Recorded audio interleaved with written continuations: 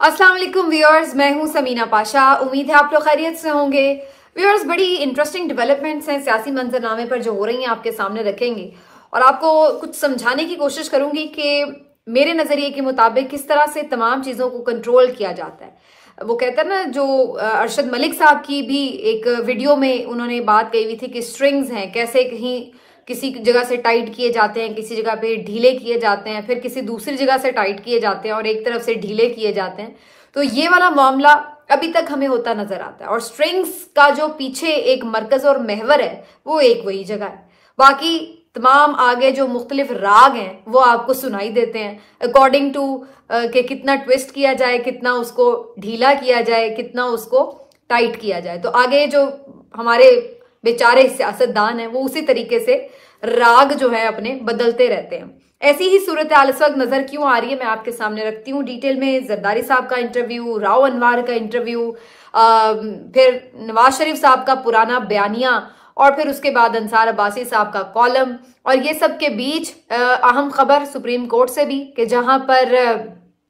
खतो किताबत का सिलसिला फिर से शुरू हो गया है, लेकिन इस दफा बड़ा उल्टा पड़ गया उन लोगों को कि जो खुद खत लिखने में माहिर थे, आज उनको खत लिखे जा रहे हैं। तो ये क्या कहानी है आपके सामने रखते हैं जी। आपसे रिक्वेस्ट है कि चैनल को अगर अभी तक सब्सक्राइब नहीं किया तो सब्सक्राइब कर लें। चलिए जी, जरा सबसे पहले थोड़ा सियासी मंजरनामा इंटरेस्टिंगली डिस्कस करते हैं। हुआ ये है कि कुछ हिस्सा इसका मैंने पिछले व्लॉग में डिस्कस किया कि किस तरीके से नवाज शरीफ साहब पहले आए, अच्छे बच्चे बने, उन्होंने कोई इर्द गिर्द एहतसाब की, किसी इस्टेब्लिशमेंट को ललकारने की कोई इनकलाबी बयानिया, कोई वोट को इज्जत दो, कोई सिविल सुप्रीमेसी, किसी किस्म की कोई बात नहीं की, और बस आकर उन्होंने कहा कि सब अच्छा होना चाहिए, सबसे प्यार मोहब्बत करना चाहिए और सबको पैसे मिलने चाहिए और जनाब मुल्क को आगे बढ़ना चाहिए वगैरह वगैरह। लेकिन फिर वो कुछ दिनों बाद ही उन्हें यहाँ रहते हुए रियलाइज हो गया कि एक तो जनाब इससे जो तासुर है वो बड़ा बुरा पड़ रहा है, सारे लाडला लाडला कह रहे हैं, और फिर दूसरा उन्होंने कहा कि इस तरीके से तो हम बिल्कुल बड़ा कंट्रोल्ड किस्म की सिचुएशन में ही रहेंगे। और फिर उन्हें दोबारा उनके अंदर वो जो बगावत के जज्बात थे वो पनपना शुरू हो गए कि जनाब मैं तो बड़ा एक जमाने में इनकलाबी हुआ करता था, तो मैं जरा वो वाला रूप दोबारा दिखाऊं। तो जब कोई रूप आप दिखाते हैं तो फिर आपकी जो पीछे से स्ट्रिंग्स टाइट करने वाले होते हैं वो भी आपको फिर कुछ और रूप दिखाते हैं। तो उधर इनका बयानिया थोड़ा सा एग्रेसिव होने लगा, इन्होंने एहतसाब की बातें शुरू की, तो उधर से अंसार अब्बासी साहब का कॉलम भी आ गया और मैसेज पहुंचा दिया गया कि जनाब आप जरा अच्छे बच्चे बनकर रहें, गुस्सा काबू रखें और अपनी तवानाई को मुल्क व कौम के मफाद में इस्तेमाल करें। पाक फौज से दोबारा लड़ने की, अस्करी क़यादत से दोबारा लड़ने की जो आप कोशिश कर रहे हैं या जो एक तासुर देने की कोशिश कर रहे हैं, उससे आपका कोई भला नहीं होने वाला। तो लिहाजा आपके लिए यही अच्छा है कि आप जिस मकसद के लिए लाए गए हैं उस मकसद को पूरा करें, वरना जो सहूलतकारी आपको इस्टेब्लिशमेंट से मिल रही है, जो सपोर्ट आपको इस्टेब्लिशमेंट से मिल रही है, वो वापस खींची भी जा सकती है। क्योंकि इमरान खान को तो इसलिए रोका जा रहा है कि वो वापस आएगा तो आके फिर वो लड़ाई करेगा, फिर वो कहेगा कि नहीं जी फौज अपना काम करे, सियासत में मुदाखलत ना करे। तो वो इस किस्म की जब बात करेगा और फिर उसके लिए हमें जाहिर है पीछे धकेलेगा, तो उससे बेहतर ये कि उसको ही हम पीछे धकेल दें, उसको आने ही ना दें। तो आपको तो हम इसलिए लाए हैं कि आप हमारे साथ मिलकर आगे चलें, और आप भी अगर हमसे ऐसी बातें शुरू कर देंगे एहतसाब वगैरह की, तो फिर दाल नहीं गलेगी, फिर हमें इमरान खान को पीछे रखने का क्या फायदा होगा। तो उन्हें थोड़ा सा समझा दिया गया मामला कि भाई जरा इजी हो जाए आप। दूसरी तरफ जरदारी साहब के जो साहबजादे हैं बिलावल भुट्टो साहब, उनको भी बड़ा शौक चढ़ा हुआ था कि वो भी कुछ तासुर दे सकें कि वो बड़े इनकलाबी हो गए हैं, और उनको बड़ी फिक्र खारी अवाम की और आइन और कानून की। और उन्होंने कभी टिकटॉक की सियासत भी नहीं की, कभी गेट नंबर 4 की भी सियासत नहीं की। यानी कि इनके ख्याल से अवाम इतनी बेवकूफ़ है कि उसको पिछले 16 महीने में क्या कुछ ये लोग करके आए हैं वो कुछ याद नहीं रहेगा कि इस्टेब्लिशमेंट के इमा पर कैसे कैसे इन्होंने इमरान खान की हुकूमत गिराने के लिए सिंध हाउस में मंडियां लगाई, या किस तरीके से इन्होंने सारी प्लानिंग करके एक मुंतखब हुकूमत को गिराया और इस्टेब्लिशमेंट के ये आलाकार बने, और इस्टेब्लिशमेंट के कहने के ऊपर इन्होंने रुकावटें डाली, इलेक्शंस भी नहीं होने दिए, और फिर उसके बाद जिस तरीके से अभी तक भी मुल्क आइन और कानूनी तौर पर देखा जाए तो एक सियासी बहरान का शिकार है, आइनी बहरान का शिकार है। लेकिन ये सब कुछ अब लोग भूल जाएं और अब ये याद रखें कि जी बिलावल एकदम बड़े इनकलाबी हो गए हैं, और वो सब भूल जाएं कि 16 महीने उन्होंने जो पूरी दुनिया का सैर सपाटा किया है आपके अवाम के पैसों के ऊपर, और पूरा अपना एक CV इस्टेब्लिश किया और पूरा एक्सपोजर लिया वर्ल्ड का, और अपने PR बनाई, सब कुछ किया। तो ये सब करने के बाद अब उन्हें ख्याल आ रहा है कि नहीं भाई वो तो बड़े इनकलाबी हैं, और उन्होंने आज पिछली जो 2-4 तकरीरें थी उसमें झाड़ दिया नवाज शरीफ साहब को भी कि जी आप तो इस्टेब्लिशमेंट के लाडले हैं और आप तो जनाब बड़ा उनसे सेटलमेंट करके आ रहे हैं, और इस तरीके से आप अगर इक़्तिदार लेंगे बड़े गैर मुनसिफाना तरीके से बगैर शफाफ इलेक्शन के, तो ये तो हम नहीं होने देंगे वगैरह वगैरह, और आप बूढ़े हो चुके हैं और अब आप बैठ जाएं। तो जब ये इस किस्म की बातें उन्होंने की, तो फिर अब इधर से भी स्ट्रिंग्स टाइट करने का वक्त आ गया। इधर से स्ट्रिंग्स टाइट करने के लिए भी बड़ा कुछ कर लिया गया था। कुछ तो पहले भी किया गया था कि बलूचिस्तान से लोगों को इधर PMLN में मिलवा दिया गया था, और अब मजीद उन्हें चुप करवाने के लिए हमने देखा कि किस तरीके से राव अनवार साहब, जो कि साबिक एक SSP मलीर रह चुके हैं और बदनाम ज़माना मावराए अदालत, मावराए आइन और कानून कत्ल के जो मुजरिमान हैं उनमें इनका नाम शामिल है। इनके ऊपर अभी पिछले दिनों ही, बल्कि कुछ साल पहले, नकीबुल्लाह महसूद एक नौजवान था, उसका भी कत्ल इनके ही उसके कत्ल में भी ये नामजद थे, और फिर उसके बाद इन्हें किस तरीके से बचा लिया गया, साफ तौर पर मक्खन में से बाल की तरह निकाल लिया गया, वो सारी दुनिया ने देखा। तो ये जो राव अनवार साहब हैं ये भी वही किस्म का कैरेक्टर है कि जो कि खास लोग होते हैं इस्टेब्लिशमेंट के कुछ नुमाइंदे हर जगह पर, और उनकी ज़रूरत के मुताबिक परफॉर्म कर रहे होते हैं। तो ये भी कुछ इसी किस्म के एक एजेंट और आलाकार से हैं। तो जी राव अनवार साहब जो खुद बड़े जरदारी साहब के करीब समझे जाते थे, और जरदारी साहब खुद उनको अपना बच्चा कहते थे, बहादुर बच्चा कहते थे, और MQM को खूब उनसे पिटवाते भी थे, और भी जिस तरह उनके मामलात होते थे, कोई तंग करता था तो राव अनवार साहब उनका बड़ा काम भी कर देते थे। तो ये सब कुछ वो करते रहे हैं, और ये जिसको कहते हैं शरीके जुर्म ना होते तो मुखबरी करते, तो ये सारा सिलसिला चलता रहा है। और आज क्या होता है अचानक कि वही राव अनवार साहब खुद आसिफ जरदारी के खिलाफ बैठकर पूरा एक इंटरव्यू दे डालते हैं, और समा TV पर वो इंटरव्यू चल जाता है, और उसमें वो कोई इल्जाम नहीं है जिस पर जो ना उन पे लगाते हो। उन्होंने सारी बातें कर दी कि जी ये तो जमीनों पे कब्जे भी करते हैं, सिंध में तो पूरा एक करप्शन का सिस्टम है जिसमें बाकायदा पूरा सिंध हुकूमत का जरदारी साहब का हिस्सा है, और अयान अली के जो सारे अकाउंट्स की पेमेंट थी, और फिर जो वहां तक उन्हें इवन एयरपोर्ट तक छोड़ के आने वाला मुलाजिम भी जरदारी हाउस का था। और फिर उन्होंने बताया कि किस तरीके से 7 खरब रुपए की पिछले सिर्फ 5 साल में, ओवरऑल 15 साल में नहीं, पिछले 5 साल में 7 खरब रुपए की मनी लॉन्ड्रिंग की गई है सिंध हुकूमत की तरफ से, और बाहर हर मुल्क में इन्होंने जायदादें बनाई हैं, दुबई में बनाई हैं और लंदन में बनाई हैं, कितनी ही मुल्कों में इन्होंने जायदादें बना ली हैं। और फिर उन्होंने बहुत सारे इल्जामात लगाते हुए ये भी बताया कि किस तरीके से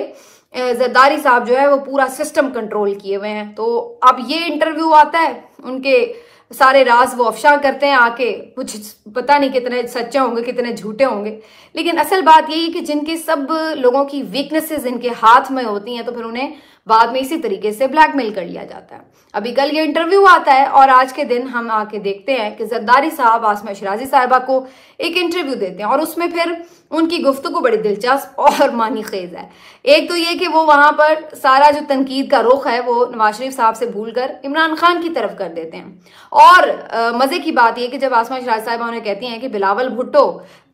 तो ये बात कर रहे हैं कि जी नवाज शरीफ को लाडला कह रहे, उन्होंने कहा नहीं नहीं नहीं, उन्होंने तो आइडेंटिफाई नहीं किया कि लाडला कौन है। वो लाडला तो असल में 30 साल से इमरान खान ही है, और जो पहले सेटअप था एस्टैब्लिशमेंट का वो तो उनका भी लाडला था। अब वो सेटअप तो चला गया, लेकिन अब जुडिशरी अभी तक उनकी सहूलतकारी करती है, इसलिए उन्हें बड़ी फैसिलिटीज मिली हुई हैं। और फिर उसके बाद जरदारी साहब मुख्तलिफ इल्जामात लगा रहे हैं इमरान खान साहब के ऊपर कि उनके दौर में अफगानियों को जाली जो शनाख्ती कार्ड्स थे वो दिए गए, और ये सारे इनके वोटर सपोर्टर बनाए गए हैं ताकि ये धांधली कर सकें इलेक्शन में। फिर उसके बाद ये कहते हैं जनाब के इमरान खान की जो अहलिया मोहतरमा है, साबिका अहलिया जमाइमा खान साहिबा, वो बाहर जो लोग यूट्यूबर्स हैं बैठे हुए उनको फंडिंग करती हैं, उनको पैसे देती हैं, इसलिए वो इमरान खान के हक में बयानियां बनाते हैं और यूट्यूब पे उसको एक तरह से प्रमोट करते हैं। और उसके बाद फिर वो ये भी कहते हैं कि जनाब जो ये है इलेक्शन है, इसको भी अगर 2, 4, 8, 10 दिन लेट भी हो जाए तो कोई फर्क नहीं पड़ता। तो उन्होंने आज जो सारा इंटरव्यू दिया उसमें आपको सारी कहानी पता लग जाती है कि बेसिकली जिसको कहते हैं ना वो टाइट करना, जो नॉब्स टाइट करनी थी वो हो गई हैं और वो वापस अपने ट्रैक पर आ गए हैं। और सबको पता, उन्हें बताया, याद दिला दिया गया कि भाई इधर इधर रहना है आपने। तो अब अदरवाइज आप इनकी गुफ्तगू देखें तो बहुत ही अजीबो गरीब किस्म की गुफ्तगू है। मतलब जुमाइमा पैसे देती है, अभी इन्हें बिल्कुल ही मार्केट में नहीं लेके आ गए कि जी जुमाइमा पैसे लेती हैं। इनको आज तक इतनी सी बात समझ नहीं आ रही कि पीटीआई ने एक तो वेल इन टाइम अपनी एक टीम डिजिटल मीडिया की खड़ी की थी, लेकिन सिर्फ ये उनकी कामयाबी का राज नहीं है। उनकी कामयाबी का राज इस वक्त ये नहीं है कि उनके पास एक बहुत अच्छी मीडिया, कोई सुपर मीडिया टीम है डिजिटल की,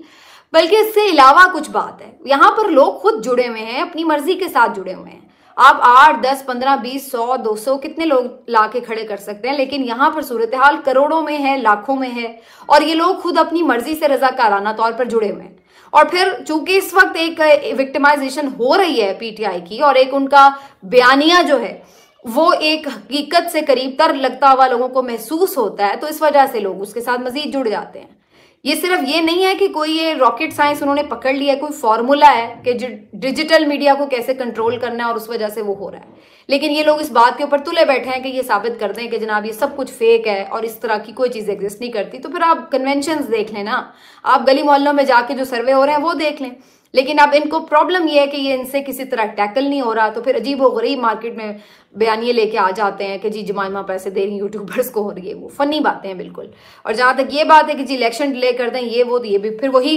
एक रागनी है कि जो बार बार लापी जाती है। और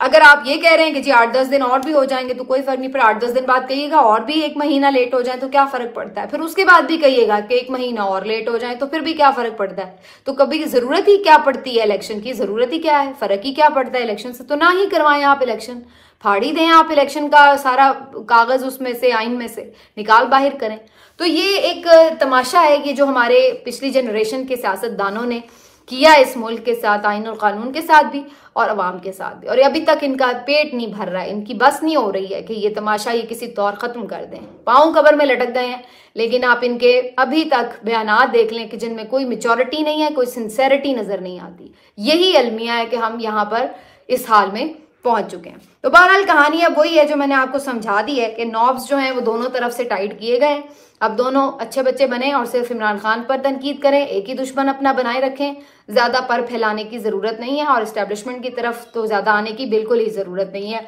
तो उनको थोड़ा थोड़ा सा कस दिया गया। तो अभी आप कुछ दिन देखेंगे कि शायद अमन रहे, फिर बाद में फिर दोबारा निकलेंगे इनके परवर। आगे आ जाते हैं जी, बात कर लेते हैं जरा कुछ सुप्रीम कोर्ट के भी हाल अहवाल। वहां पर एक अहम केस मिलिट्री कोर्ट्स के खिलाफ जो अपीलों का केस था, जो फैसला दिया था 5 रुकनी बेंच ने उसके खिलाफ, और जैसे मैंने आपको कल बताया भी था कि 6 रुकनी बेंच बना है, उसमें चीफ जस्टिस साहब खुद नहीं बैठे और अतर मिनल्ला साहब भी शामिल नहीं हैं, और भी जो सीनियर कुछ जज हैं वो नहीं शामिल हैं। और उसके साथ साथ ये भी देखा गया कि जनाब इस सारी अपील में जो पहले 5 रुकनी बेंच ने फैसला दिया, सिर्फ 6 रुकनी बेंच बनाया गया। आज उसके ऊपर एक बड़ा ही तलातुम खेज किस्म का खत मंजर आम पर आया है जो कि जस्टिस एजाजुल एहसन साहब ने लिखा है। अब मैं आपको जरा याद दिला दूं कि प्रैक्टिस एंड प्रोसीजर एक्ट के बाद बेसिकली चीफ जस्टिस साहब खुद अपनी मर्जी से बेंच नहीं तश्कील दे सकते, बल्कि एक 3 रुकनी कमेटी होती है जो कि फैसला करती है कि कौन सी समातें होंगी अगले हफ्ते में, आइंदा जो भी रोस्टर बनने हैं, और उसमें किस किस्म के बेंचेस बनेंगे। तो अब वो जो 3 रुकनी कमेटी है उसमें जस्टिस एजाजुल एहसन साहब भी शामिल हैं, जो कि जाहिर है जो सीनियर मोस्ट जजेस हैं पहले 3 उनमें शामिल हैं, इस वजह से वो भी इस कमेटी में शामिल हैं। तो अब होता क्या है कि आज वो एक खत जारी करते हैं रजिस्ट्रार सुप्रीम कोर्ट के नाम, और उस खत में वो सारी कहानी बयान कर देते हैं कि जो ये मिलिट्री कोर्ट ट्रायल के हवाले से भी, और जो मुजाहिर अली अकबर नकवी साहब की एक आईनी दरख्वास्त है जो उनके खिलाफ रेफरेंस के ऊपर उन्होंने अपील दायर की है, उसके ऊपर जो ये बेंचेस बने हैं उसके हवाले से तो जो कमेटी में मुशावरत हुई थी वो ये तय हुआ था कि जो सीनियर मोस्ट जजेस हैं वो बैठेंगे इन बेंचेस में। और उसके बाद उन्होंने कहा कि जो हमारी मुशावरत हुई, जो तय हुआ था, उसके बाद ये भी काजी साहब ने उसमें कहा था कि अगर कोई सीनियर मोस्ट ना बैठना चाहे तो फिर उससे अगला जिसकी बारी होगी उससे पूछ लिया जाएगा कि अगर वो बैठ सके। लेकिन इन तमाम जो चीजें डिस्कशन में आई उसके बरक्स जस्टिस एजाजुल एहसन साहब का ये दावा है कि उसके बरक्स रोस्टर बना दिए गए और उनको इसमें शामिल भी नहीं किया गया। जो कमेटी की मुशावरत के आखिरी मिनट्स तैयार हुए थे उनका ये कहना है कि वो उस बारे में बार बार पूछते भी रहे, इंतजार भी करते रहे कि वो सामने आएंगे, वो साइन करेंगे और फिर उसके बारे में हतमी रोस्टर्स जो हैं वो फाइनल होंगे, लेकिन ऐसा नहीं हुआ और काजी साहब ने ये रोस्टर्स जो थे वो अपलोड कर दिए। उसके ऊपर फिर अब जस्टिस इजाजुल एहसन साहब ने खत लिखा है सुप्रीम कोर्ट को कि ये सारा मामला इस तरह से क्यों पेश आया है, मेरी मर्जी और मंजूरी के बगैर किस तरीके से ये रोस्टर बन गए। तो ये एक तरह से जो प्रैक्टिस एंड प्रोसीजर एक्ट खुद काजी साहब ने पूरा लाइव दिखा के और उसका मुकदमा दिखाया भी और उसके बाद वो एक तयशुदा उसको एक्सेप्ट किया गया, तो उसके तहत जो कानून बना ये तो बज़ाहिर ऐसा लगता है कि उसकी खुद ही खिलाफ वर्जी कर दी गई, क्योंकि उसमें तो जरूरी ये था कि हर जो कमेटी का मेंबर है उसकी उसमें मंजूरी होती। चलिए मान लिया कि वो 2-1 की मुशावरत से भी बन सकते हैं, लेकिन बहरहाल अल्टीमेट जो मिनट्स थे वो तो सामने आ सकते थे, लेकिन बकौल इजाजुल एहसन साहब उनके सामने जो आखिरी मिनट्स फाइनल हुए हैं वो भी उनको नहीं दिखाए गए। तो बहरहाल जी जस्टिस इजाजुल एहसन साहब का जो ये मामला है उसने एक तलातुम जरूर बर्पा किया, क्योंकि काजी फायज ईसा साहब ही ने ये रिवायत काफी पिछले टेन्योर में खुद ही काफी ज्यादा इसको जगाए रखा और मुख्तलिफ खत वगैरह वो इसी तरह अता बंदयाल साहब से इख्तलाफ करते हुए मीडिया में भी जारी कर देते थे, सुप्रीम कोर्ट की वेबसाइट पर डाल देते थे और दूसरों को भी जारी कर देते थे। तो कहानी ये कि अब ये सारा कुछ उनके अपने सामने आ रहा है। अब इजाजुल एहसन साहब ने भी ये खत लिखा है। बहुत सारे लोग ये बात कर रहे हैं कि जी अगर उस वक्त काजी फायज ईसा पे तनकीद होती थी तो फिर आज इजाजुल एहसन साहब पे भी तनकीद होनी चाहिए। तो इसमें सिंपल सी बात ये कि जब काजी फायज ईसा साहब बेंच फिक्सिंग की बात करते थे कि अपनी मर्जी के बेंच बनाए जा रहे हैं उमर अता बंदयाल की तरफ से, तो उस वक्त वो चीफ जस्टिस का एक इख्तियार भी था। उस वक्त कानून ये कहता था कि चीफ जस्टिस अपनी मर्जी का बेंच बना सकता है, तो इसलिए उनकी जो बात थी वो एक राय का एहतराम किया जा सकता है, लेकिन वो डिक्टेट नहीं कर सकते थे चीफ जस्टिस को। अब जो सूरत हाल है उसमें एक कमेटी है जो कि ये फैसला करेगी कि भाई किसने बेंच बनाने, और अगर आप उस कमेटी की मुशावरत के बाद अपनी मर्जी से बेंच बनाएंगे और उसमें जो एक चीजों पे इत्तेफाक हुआ है उसको निगलेक्ट करके, इग्नोर करके कोई अपनी मर्जी के बेंच बनाते हैं, तो फिर उस कमेटी के मेंबर को ये इख्तियार हासिल है कि वो उसके ऊपर एतराज भी कर सकता है, और यही एजाजुल एहसन साहब ने किया। और अब जो बेंच